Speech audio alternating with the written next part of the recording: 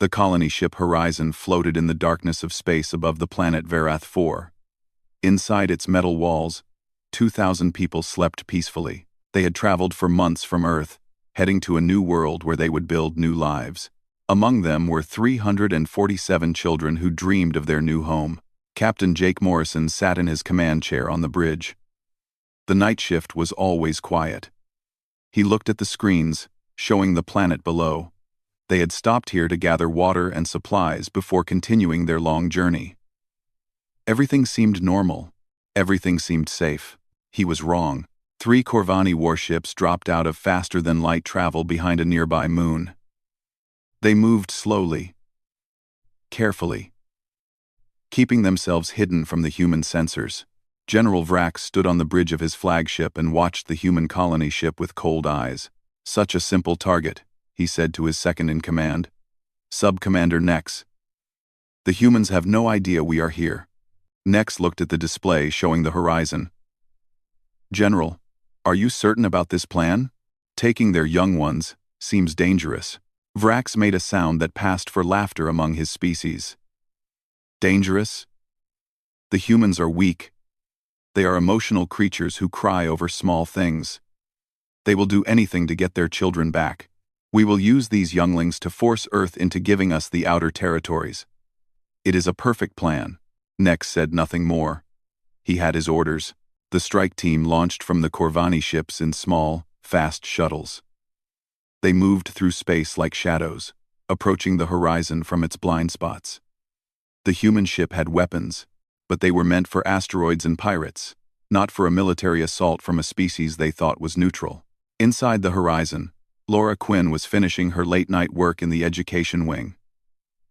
She was a teacher, responsible for the children's lessons during the long voyage. The classrooms were empty now, but she liked to prepare things for the next day. She loved her job. She loved watching the children learn and grow. She heard a strange sound from the corridor. A hiss, like air escaping. Then footsteps. Heavy footsteps. That did not sound human. Laura moved to the door and looked out. Her heart stopped. Tall figures in dark armor were moving through the hallway. They had 4 arms and skin that looked like gray stone. Corvani soldiers. She had seen pictures of them but never in person. They were supposed to be a neutral species. They were not supposed to be here. One of the soldiers saw her. It raised a weapon. Laura ran. She did not run away from the children. She ran toward them. The dormitory wing where the youngest children slept was just ahead. She had to warn them. She had to protect them. She slammed her hand on the emergency alarm as she passed it. Sirens began to scream throughout the ship. Lights flashed red. In his quarters, Dr. Emma Walsh woke up instantly. She was a physician, trained to respond to emergencies. But more importantly, she was a mother. Her children, Danny and Sophie, slept in the youth dormitory tonight. It was a special sleepover event the teachers had organized. Emma grabbed her clothes and ran. Captain Morrison's voice came over the speakers. "All hands, this is not a drill. We have intruders on board. Security teams to the education wing immediately." Sergeant Ben Cooper was already moving. He was the head of colonial security, a former Special Forces soldier who had seen combat on 3 different worlds. He gathered his team and sprinted toward the education wing. His weapons were ready. His face was hard, but they were too late.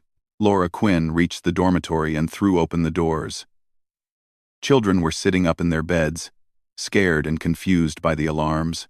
She saw Danny Walsh, 8 years old, holding his little sister Sophie, who was only 6.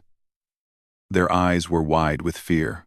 "Everyone stay calm," Laura said, trying to keep her voice steady. "We need to move to the safe room. Follow me." Quickly and quietly, she started leading the children toward the emergency shelter. 23 of them, ranging from 5 to 10 years old. They trusted her. They followed her. The Corvani soldiers appeared at the end of the corridor. Laura pushed the children behind her. "Stay back," she said to the aliens. "These are children. You cannot do this." The lead soldier pointed his weapon at her. "Move aside, human. We do not wish to harm you. We only want the younglings. You will not touch them." The soldier fired. A blue light hit Laura, and she collapsed to the floor. The children screamed. Danny tried to run, pulling Sophie with him, but the soldiers were too fast. Strong hands grabbed them, grabbed all of them. The children cried and struggled, but they were small, and the Corvani were large. In less than 5 minutes, it was over. Ben Cooper and his team arrived to find Laura unconscious on the floor, and the children gone. A hole had been cut in the outer hull, sealed by emergency force fields. Through the window, they could see Corvani shuttles speeding away toward the distant warships. Ben slammed his fist against the wall.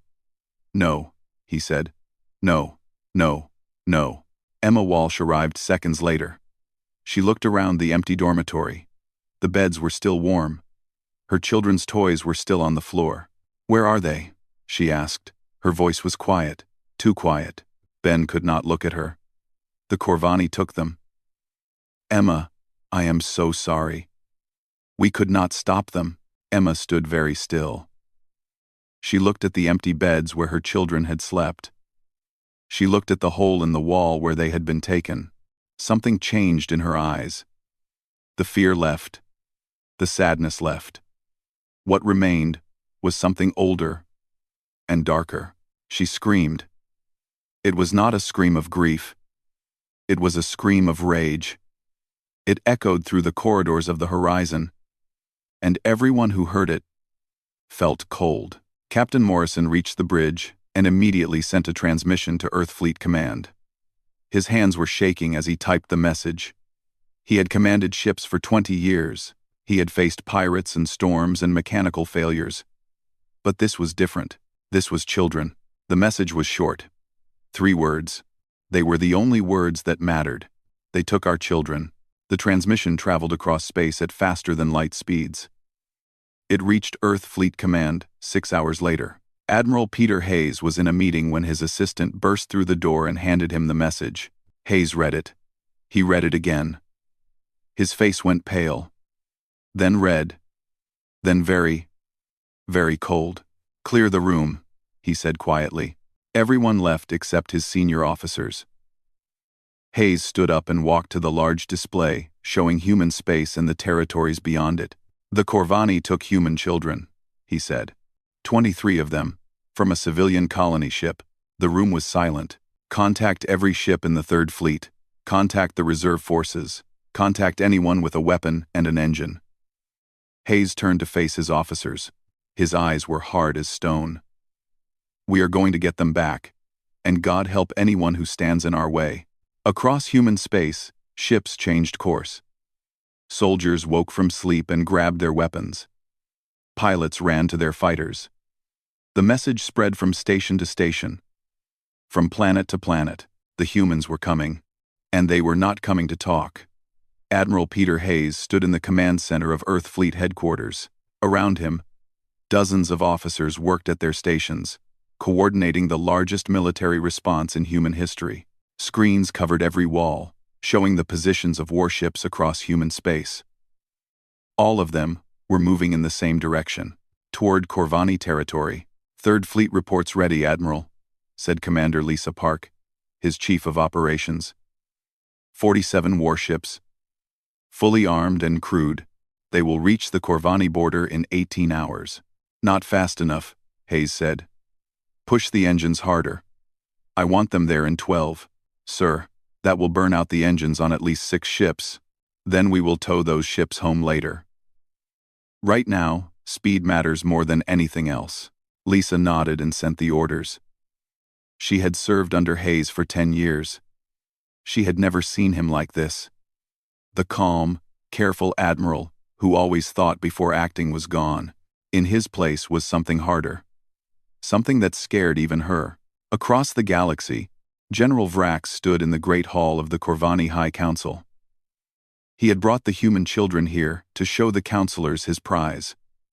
The younglings were kept in a side room, guarded by soldiers.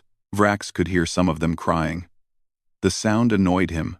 "You have done well, General," said High Counselor then from his raised seat. He was old, even by Corvani standards, with gray skin that was cracked like dry earth. "These hostages will give us great power over the humans." Vrax bowed. Thank you, High Counselor. I expect the humans will send diplomats within days. They will beg for their younglings back. We will demand the outer territories in exchange. And if they refuse? Vrax smiled coldly. They will not refuse. Humans are weak. They value their young above everything else. It is a flaw in their species. Subcommander Nex stood behind Vrax, listening. He did not share his general's confidence. Something about this plan felt wrong. He had studied humans during his military training. They were strange creatures. Soft in many ways, yes, but there were stories.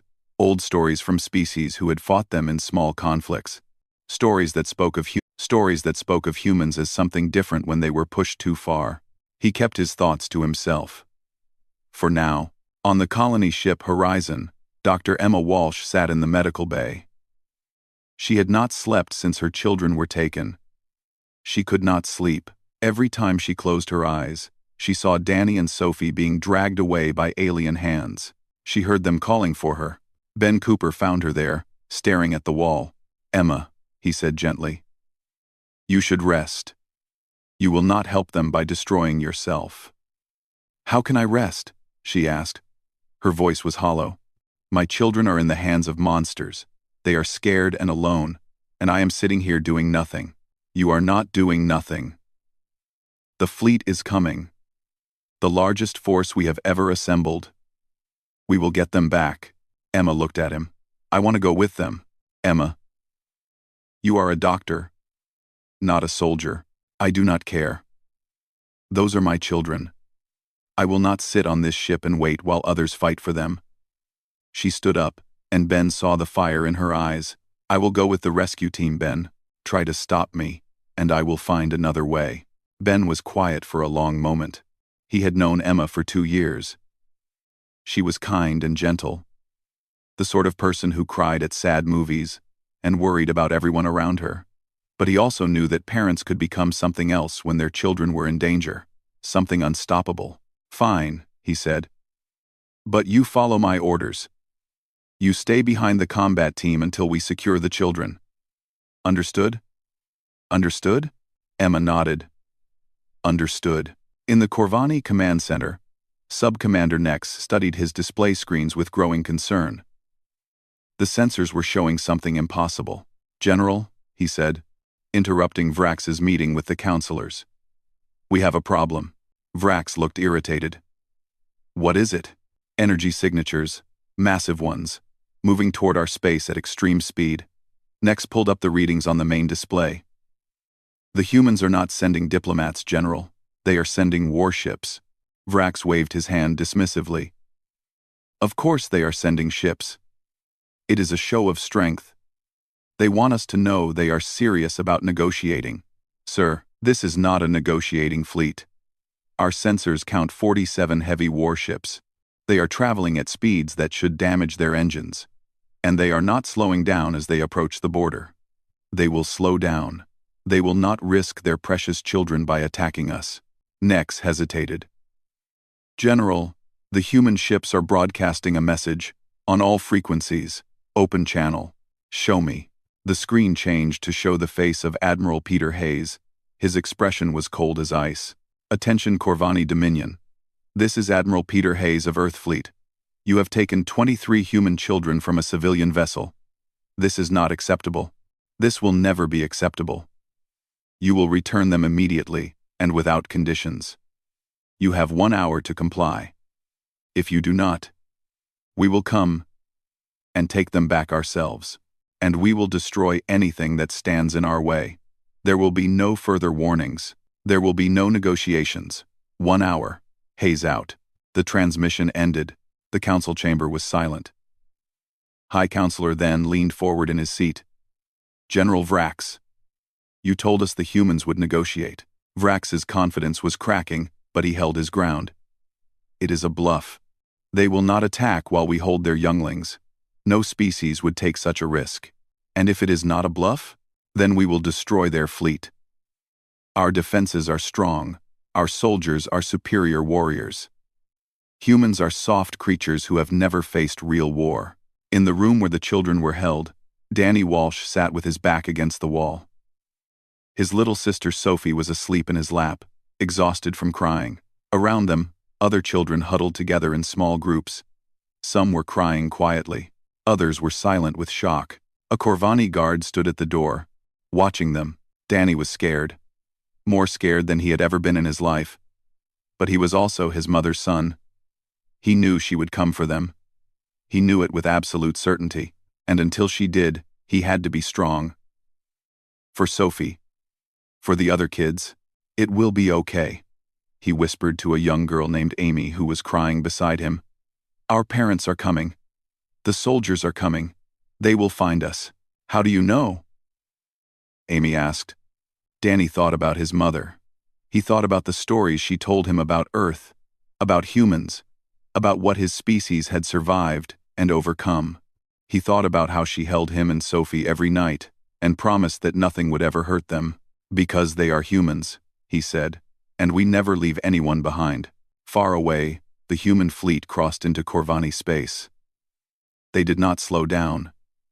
They did not ask for permission. They moved like a wave of death through the darkness, their weapons charging, their crews ready. The hour was almost over, and General Vrax was about to learn that some mistakes cannot be undone. The hour ended. General Vrax stood on the command bridge of Station Keth Vor, watching the human fleet approach on his display screens. He still believed they would stop. He still believed they would realize that attacking meant risking the children they had come to save. He was wrong. The lead human warship opened fire without warning. A bright beam of energy cut through space and struck the first Corvani defense station. The station exploded in a ball of fire and metal. Then, the other human ships fired too. Return fire, Vrax screamed. All batteries, target the human vessels. The Corvani defenses came alive. Missiles launched from hidden platforms. Energy cannons turned toward the attacking fleet. Space filled with weapons fire, but the humans did not slow down. They flew straight into the storm of Corvani weapons, taking hits, losing shields. And still they kept coming. Some ships broke formation to attack the defense stations directly. Others pushed forward toward Station Keth Vor, where the children were held. Sub-Commander Nex watched the battle with horror. General, the humans are fighting like they do not care about their own survival. They are taking damage that should make them retreat. Then they are fools, Vrax said. But his voice was not as confident as before. Aboard the assault ship Fury, Ben Cooper prepared his strike team. Emma Walsh stood among them, wearing borrowed combat armor that was too big for her. She looked small and out of place among the soldiers, but her eyes were hard. Listen up, Ben said to his team. The fleet will create a hole in their defenses. We fly through, dock with Station Keth Vor, and find the children. Speed is everything. We get in, we get them, we get out. No playing hero, no taking revenge. Our only mission is to bring those kids home safe. What about resistance? Asked one of the soldiers. We go through it. Any Corvani who tries to stop us, we put down fast and move on. But we do not start shooting first. Some of them might surrender when they see us coming. Ben looked at Emma. Dr. Walsh is with us because she knows the children. She will help keep them calm during extraction.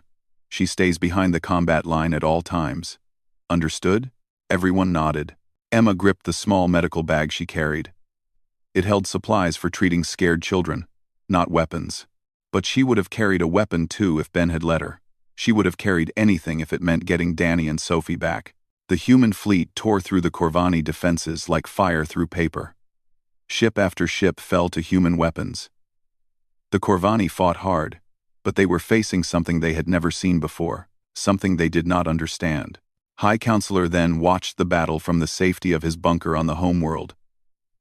His advisors stood around him, their faces showing fear. How is this possible? Then demanded. Our military said humans were weak, emotional, easy to defeat. An old scholar stepped forward. His name was Veth, and he had spent his life studying alien species. High Counselor, may I speak? Yes, explain this madness. Veth's voice was grave. The humans are emotional. That is true. But we made a terrible mistake in our judgment. We thought their emotions made them weak. In truth, their emotions make them dangerous. What do you mean? Humans have an evolutionary bond with their young that is stronger than almost any species in the known galaxy. They do not just love their children, they are programmed by millions of years of evolution to protect them at any cost. Threatening human children does not create leverage, High Counselor. It creates enemies who will not stop until the threat is eliminated. Then sat back in his chair. Then General Vrax has doomed us. Perhaps not all of us. But the general himself. Veth shook his head. I would not want to be him when the humans arrive. On Station Keth Vor, the battle was getting closer. The humans had destroyed the outer defenses and were now attacking the station directly. Explosions shook the walls. Alarms screamed. Vrax ordered his soldiers to the docking bays. Stop them. Do not let them board. But the humans were already coming.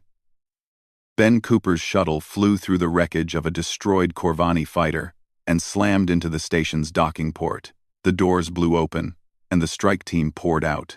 The Corvani guards opened fire. Blue energy bolts filled the corridor. Ben rolled behind cover and returned fire with his rifle. His shots were precise, each one finding its target. Push forward, he shouted. Remember why we are here. The human soldiers advanced through the station like a wave. They moved with speed and precision, clearing room after room. Some Corvani soldiers fought. Others, seeing the fury in the humans' eyes, threw down their weapons and ran. Emma followed behind the combat team, her heart pounding. She could hear gunfire ahead. She could smell smoke and burned metal. But all she could think about was her children. Laura Quinn, the teacher who had been stunned during the kidnapping, had insisted on coming too. She had recovered from her injuries and refused to stay behind. Those are my students, she had said. I failed to protect them once. I will not fail again. Now she ran beside Emma, both of them following the soldiers deeper into the station. The children should be in the central holding area, Ben's voice came over the radio. 2 corridors ahead. Heavy resistance. They fought through. More Corvani fell. More corridors were cleared. And then Laura saw them, a large room with white walls. 23 children huddled in the corner, surrounded by guards. Danny was at the front of the group, standing between the aliens and the younger children. Little Sophie clung to his back. Danny! Laura shouted. The children's faces lit up with hope. Miss Quinn! They cried. The Corvani guards raised their weapons, but Ben's team was faster. Precise shots dropped the aliens before they could fire. The children screamed as the guards fell, but no child was hurt. Laura ran to them, falling to her knees and gathering as many as she could in her arms. It is okay. It is okay. We are here. You are safe now. Emma pushed through the soldiers, her eyes searching desperately. Danny! Sophie! Mom! Danny's voice cut through the chaos. Emma saw them, her children. Alive. Scared, but alive. She ran to them and pulled them into her arms so tight it must have hurt. But none of them cared. Tears streamed down her face. I found you, she whispered. I will never let you go again. But then Ben's voice came over the radio, sharp with warning. We have a problem. Not all the children are here. Count is 18. 5 are missing. Emma looked around. He was right. 5 children were not in the room. Where are the others? Ben demanded, grabbing a wounded Corvani guard. Where are the rest of the children? The guard laughed despite his pain. General Vrax has them. In the command center. He knew you would come. He is ready for you. Ben's face went dark. Then we go to the command center. Emma stood up, still holding Danny and Sophie's hands. But when the soldiers moved out, she let go. She had to. Because she knew what she had to do. Ben, she said, get these children to safety. I am going after the others. Emma, no, wait for backup. But Emma was already running. Toward the command center, toward Vrax, toward the 5 children who were still in danger. Because a mother does not wait. A mother does not stop. A mother does whatever it takes to save her young. Emma ran through the corridors of Station Kethvor. Alarms screamed around her. Smoke filled the air. She passed bodies of fallen Corvani soldiers and stepped over broken machinery without slowing down. Behind her, she could hear Ben shouting into his radio. "Someone stop her! She is heading for the command center alone." But no one stopped her. The soldiers were busy securing the children they had already rescued, and Emma was moving too fast, driven by something stronger than fear. She knew where the command center was. She had studied the station's layout during the trip here, memorizing every corridor and every room. A mother's mind becomes sharp when her children are in danger. Ahead, 2 Corvani guards blocked her path. They raised their weapons. Emma did not stop. She did not even slow down. She grabbed a metal pipe from the debris on the floor and swung it hard at the first guard's hand. The weapon flew away. Before the second guard could fire, she drove her shoulder into his chest, knocking him back. He was bigger than her, stronger than her, but she was faster, and she was desperate. She ran past them before they could recover. The command center doors were massive and thick. They were sealed shut, locked from the inside. Emma stood before them, breathing hard. She was alone now. No soldiers, no weapons except the pipe in her hand. Through the small window in the door, she could see General Vrax standing in the center of the room. Around him were 5 children, including a young boy named Lucas and a girl named Amy. Vrax held a weapon in one of his 4 hands. His soldiers stood along the walls, their guns ready. Emma dropped the pipe. It would not help her now. She pulled a plasma torch from the emergency kit on her belt. Every ship and station had them for repairs. This one would serve a different purpose. She pressed the torch against the door and began cutting. Inside the command center, Sub-Commander Nex pointed at the door. "General, someone is trying to get in." Vrax looked at the small orange glow appearing on the metal. He laughed. "One human with a cutting torch? Against a sealed military door? It will take them an hour to get through." But the cutting continued, faster than it should have been possible. The human was pushing the torch to its maximum power, burning through the metal with desperate speed. "Who is out there?" Vrax demanded. One of his soldiers checked the corridor cameras. "It is a human female, General. No weapons, no armor. She appears to be a civilian." "A civilian?" Vrax was confused. "Why would a civilian come here alone?" Nex watched the door carefully. The orange line was growing longer. The human was not stopping, not even pausing to rest. "General, I believe she might be the mother of some of these children." Vrax stared at him. "A mother? She thinks she can fight through my soldiers and take her young back? She is insane. Perhaps. Or perhaps she is exactly what the scholar warned us about." The children in the room had heard the conversation. Lucas, who was 9 years old, looked at the door with wide eyes. "Someone is coming for us," he whispered to Amy. Amy started to cry. "I want my mom." "Maybe that is someone's mom," Lucas said. "Maybe the grown-ups found us." The cutting torch finished its work. A section of the door fell inward with a heavy crash. Smoke poured through the opening. Emma stepped through. She was small compared to the Corvani. Her clothes were torn and dirty. Her face was covered in sweat and ash. But her eyes were clear and steady.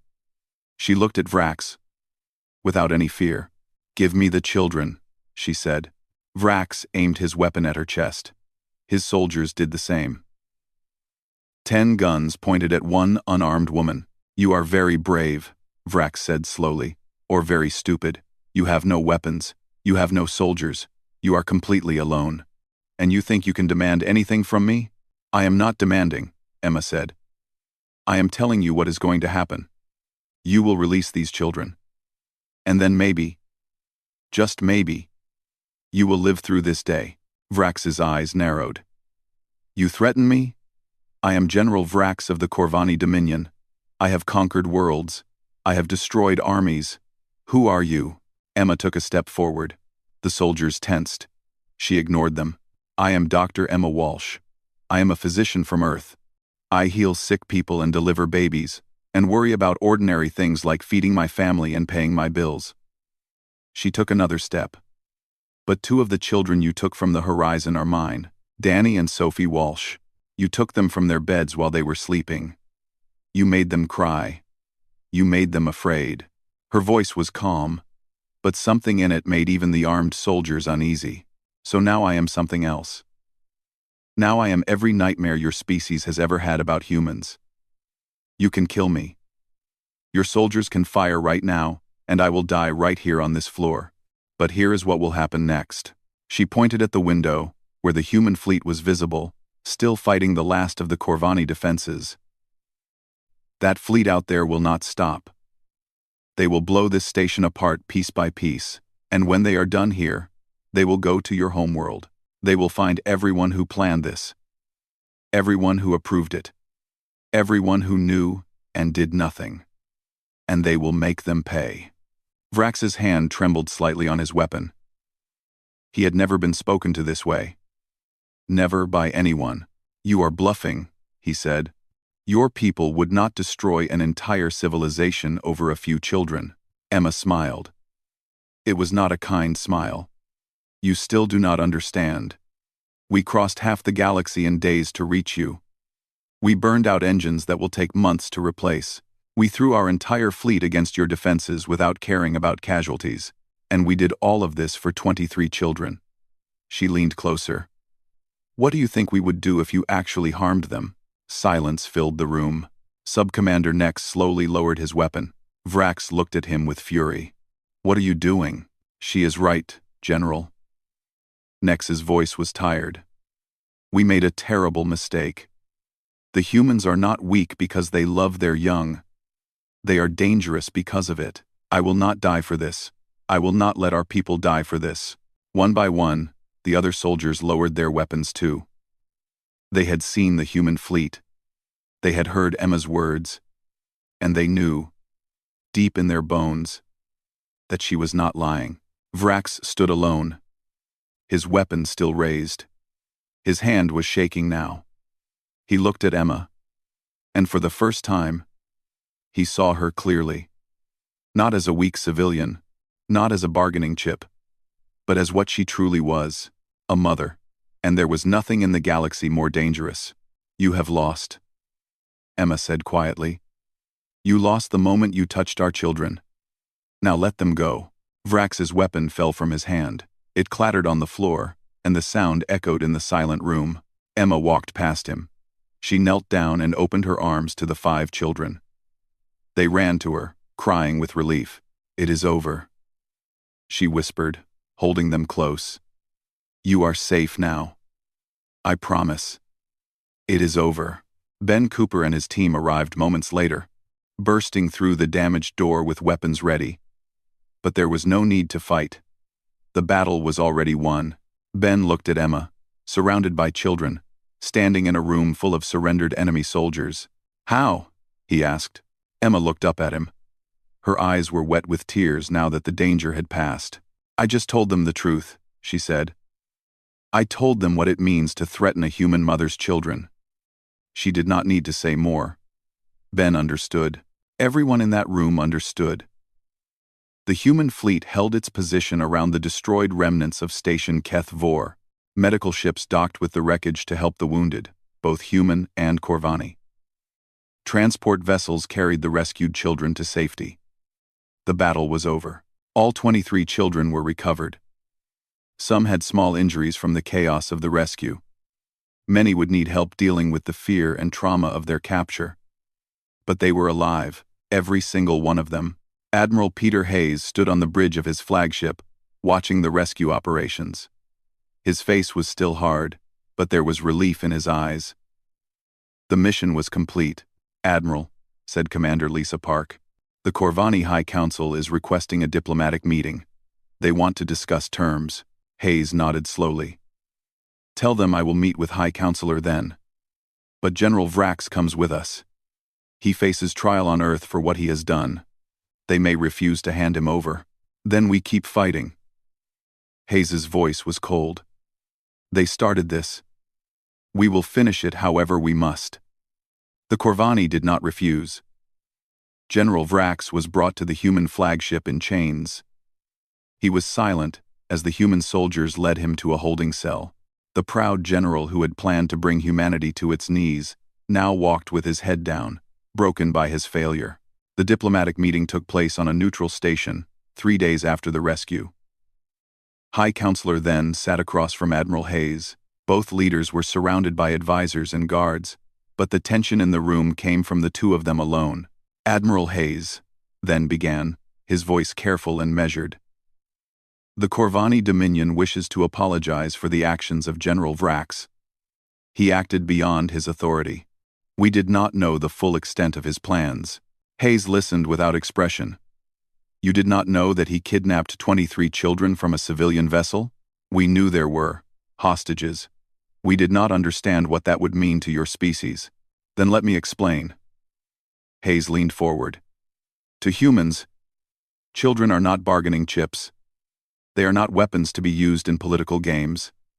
They are our future. They are everything we fight for, everything we work for, everything we live for.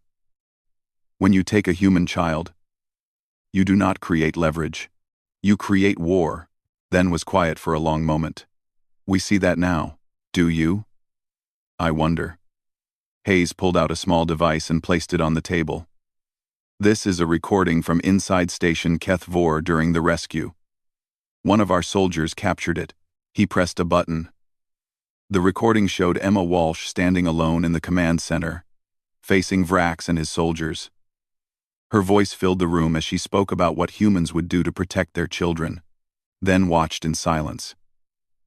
When the recording ended, he looked older than before. One woman, Hayes said. One mother. She walked through your station unarmed and took back those children through sheer force of will. That is what you are dealing with. That is what every species in this galaxy should understand about humanity. Then nodded slowly. What do you want from us, Admiral? General Vrax faces trial on Earth. Non-negotiable. Hayes counted on his fingers. A formal apology to every family whose child was taken. Full reparations for the damage to the colony ship Horizon, and a treaty that ensures no Corvani military operation will ever target human children again. And if we agree to all of this, then we leave. We go home, and we try to forget that this happened. Hayes's voice softened slightly. I do not want war, High Counselor. I have seen enough death in my career, but I will burn every world in your territory to ash before I let anyone threaten our children again. That is not a threat. That is simply the truth. Then believed him. He had seen the human fleet tear through his defenses. He had heard Emma Walsh's words. He knew that Hayes was not exaggerating. We accept your terms, he said. The treaty was signed that day. General Vrax was taken to Earth to face justice. The Corvani Dominion added a new law to their military code. Written in simple language that left no room for confusion. No Corvani operation, military or civilian, would ever target human children under any circumstances. The penalty for breaking this law was death. On the colony ship Horizon, life slowly returned to normal. The ship had been repaired and was ready to continue its journey to the new colony world. But first, there was a ceremony to honor those who had helped rescue the children. Laura Quinn stood on the stage in the main gathering hall, receiving a medal for her bravery. She had protected her students during the kidnapping and had insisted on joining the rescue mission. The children cheered for her, their fear forgotten for the moment. Ben Cooper received recognition too, along with his entire strike team. They stood at attention as Captain Jake Morrison spoke about their courage and skill, but the loudest cheers came for Dr. Emma Walsh. She stood on the stage, uncomfortable with the attention. Danny and Sophie stood beside her, holding her hands. The crowd of colonists clapped and shouted their thanks. Dr. Walsh faced an army alone to save our children, Captain Morrison said. She showed us what human determination really means. She showed the galaxy what happens when you threaten a mother's young. Emma spoke briefly, her voice quiet but clear. I did what any parent would do. I went to get my children. That is all, but everyone knew it was more than that. The story of the mother who walked through an enemy base unarmed had already spread across human space. It would spread further, to other species, to distant worlds. It would become a legend. That night, Emma sat in her quarters with Danny and Sophie. They were finally asleep, exhausted from the day's events. She watched them breathe, these two small humans who meant more to her than anything in the universe. Ben Cooper knocked softly on the door and entered. He looked tired but peaceful. "They doing okay?" he asked. "They will be. Children are strong. Stronger than we give them credit for." Emma smiled. "Sophie asked me if the aliens were going to come back. I told her no. I told her that humans would always protect her." "That is true."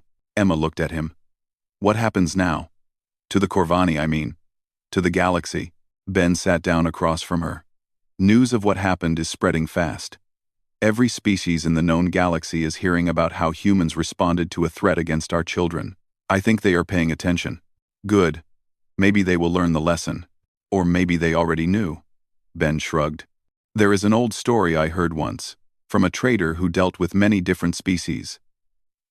He said that most aliens in the galaxy have a warning they pass down to their young. Stay away from the death world called Earth. Do not anger the humans." Emma laughed softly. "And did the Corvani not hear this warning?" "They heard it. They just did not believe it." Ben stood up to leave. "Now, they believe it. Now everyone will." He left her alone with her children. Emma watched the stars through the window, thinking about the future. The colony ship would reach its destination in a few more months. They would build a new home on a new world. Danny and Sophie would grow up under alien skies. But they would grow up safe, because they were human. And humans protect their own. Far across the galaxy, a young diplomat from a peaceful trading species asked his elder mentor about humanity. The elder had lived for many centuries and had seen many species rise and fall. "What are humans truly like?" the young diplomat asked. "Are they as dangerous as the stories say?" The elder was quiet for a long time. Then he spoke, his voice heavy with wisdom. "Humans are kind. They are curious. They build art and music and seek friendship with other species. They can be gentle beyond measure." He paused. "But they are also the species that will burn the stars themselves to protect their young. Never give them a reason to. Never threaten what they love."